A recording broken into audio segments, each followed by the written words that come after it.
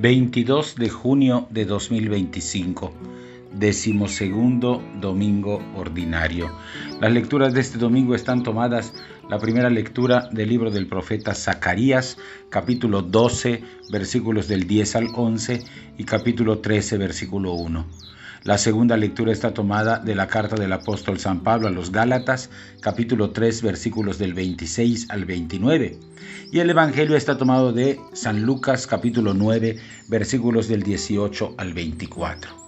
Como hacemos cada domingo, tomamos en nuestras manos nuestra Biblia o nuestro misal, hacemos una primera lectura atenta y pausada de los 3 pasajes y pasamos a escuchar los comentarios. Del libro del profeta Zacarías.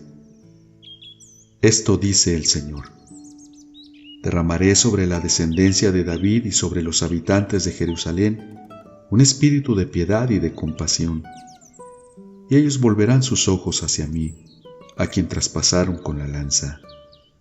Harán duelo, como se hace duelo por el hijo único, y llorarán por él amargamente, como se llora por la muerte del primogénito.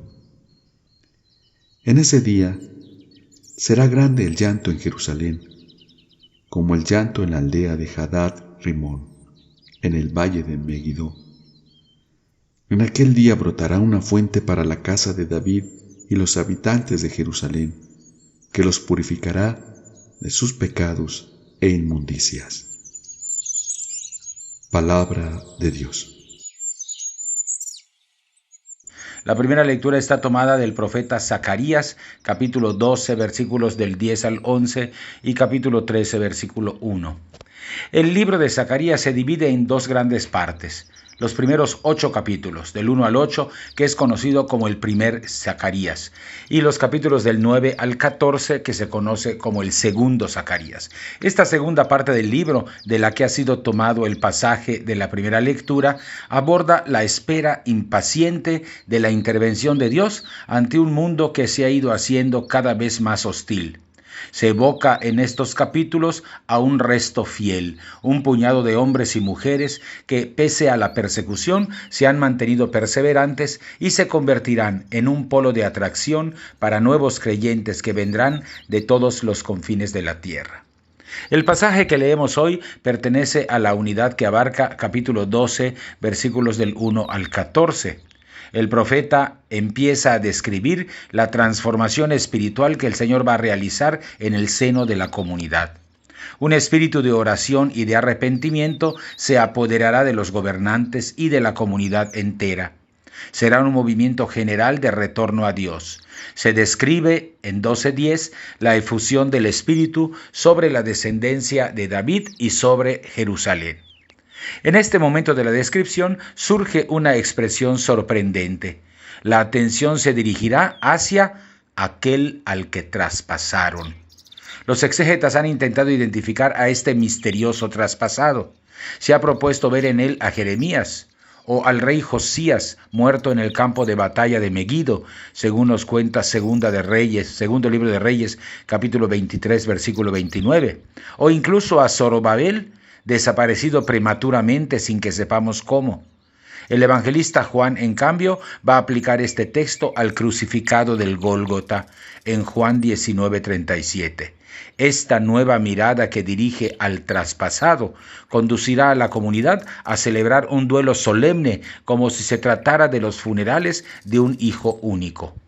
La visión se completa con el pasaje de capítulo 13, versículos del 1 al 6, en donde, para ilustrar la purificación de la comunidad, el profeta vuelve a utilizar brevemente el tema de la fuente, sacado de la gran visión de Ezequiel en el capítulo 47.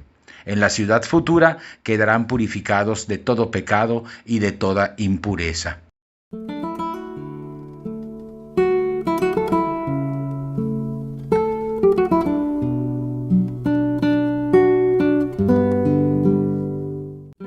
De la carta del apóstol San Pablo a los Gálatas. Hermanos, todos ustedes son hijos de Dios por la fe en Cristo Jesús, pues cuantos han sido incorporados a Cristo por medio del bautismo, se han revestido de Cristo. Ya no existe diferencia entre judíos y no judíos, entre esclavos y libres, entre varón y mujer, porque todos ustedes son uno en Cristo Jesús. Y si ustedes son de Cristo, son también descendientes de Abraham, y la herencia que Dios les prometió les corresponde a ustedes. Palabra de Dios. La segunda lectura está tomada de la carta a los Gálatas, capítulo 3, versículos del 26 al 29. Los capítulos 3 y 4 de la carta a los Gálatas están centrados en la figura de Abraham. Pablo se acerca a las Escrituras para desentrañar su significado más hondo, significado que se ha desvelado en la muerte y la resurrección de Jesús.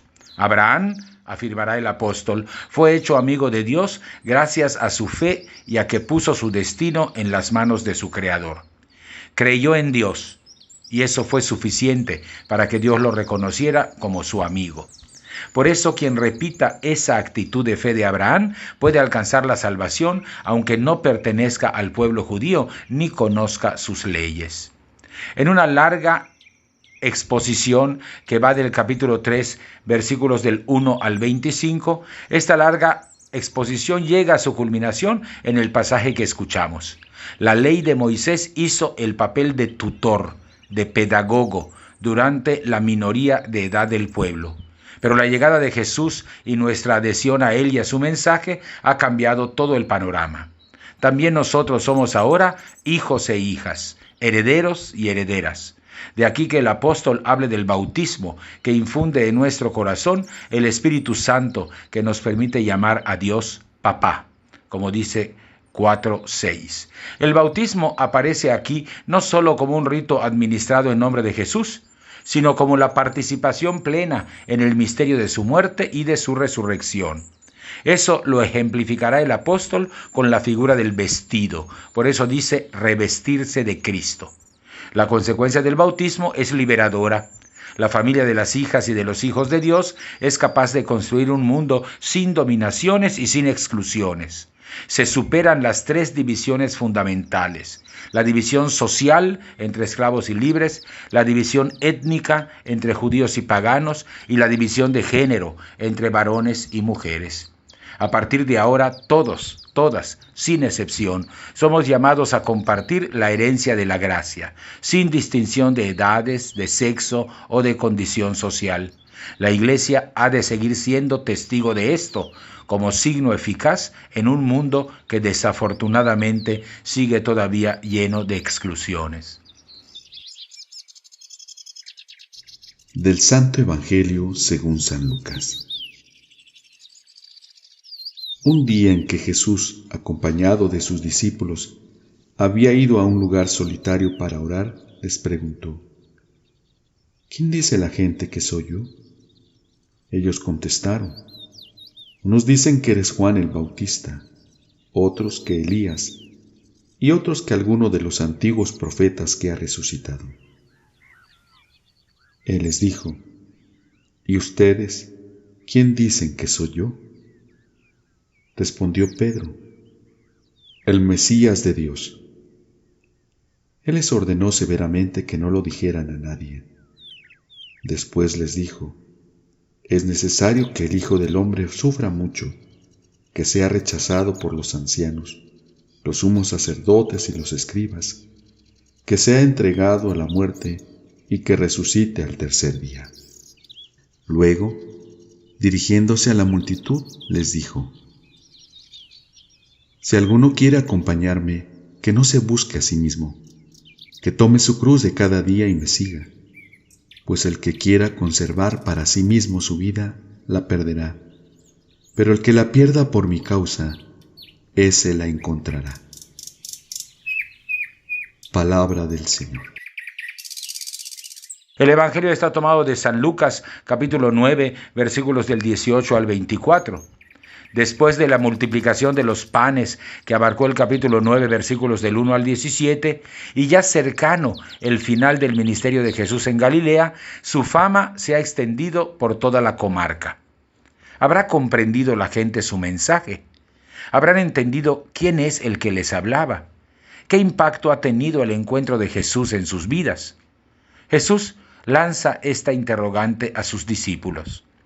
Pedro es quien responde a nombre de todos: tú eres el Mesías de Dios. Sería muy importante para comprender mejor leer las variantes de este relato. La primera en Marcos 8 del 27 al 30 y la segunda en Mateo 16 del 13 al 20. Así podemos distinguir mejor el matiz propio de Lucas. Una característica del relato lucano es que todo el acontecimiento queda envuelto en un ambiente de oración. Por otro lado, Lucas conserva la prohibición de contar sobre su identidad, pero suprime el diálogo final y el regaño que Jesús le da a Pedro. Ligada a esta confesión de mesianidad viene el primer anuncio de la pasión, capítulo 9, versículos del 22 al 27. De este anuncio escuchamos solamente los primeros versículos. En él Jesús expone las implicaciones que tiene para la vida de sus discípulos esta declaración de mesianidad que han hecho y la opción de fe que han manifestado. Quien quiera seguirlo no puede evadir el camino que él mismo está trazando con su vida. No procederá el discípulo persiguiendo su comodidad e intereses, sino descubrirá que el camino del sufrimiento desemboca en la salvación. Nuestro pasaje se presenta así como el final de la primera parte de la misión de Jesús. La respuesta de Pedro muestra que comienzan a vislumbrar el misterio de su maestro, superan su primera incertidumbre puesta en 8:25 y ahora comprenden ya a Jesús como el Cristo y como un Cristo unido a Dios de manera especial. Jesús pretende hacerles avanzar en la comprensión del misterio de su persona, anunciándoles ya su pasión. Pero los discípulos todavía no están capacitados para admitir el fracaso de Cristo. Les falta todavía mucho camino para la comprensión de su misterio, camino que iremos haciendo junto con ellos en la lectura de los principales pasajes de lo que resta de Lucas en lo que queda del tiempo ordinario. Hasta aquí los comentarios de las tres lecturas. Volvemos a tomar en nuestras manos nuestra Biblia o nuestro misal. Hacemos un segundo repaso, atento, pausado, esta vez en oración de los tres pasajes y estamos ya listos para participar de la Eucaristía.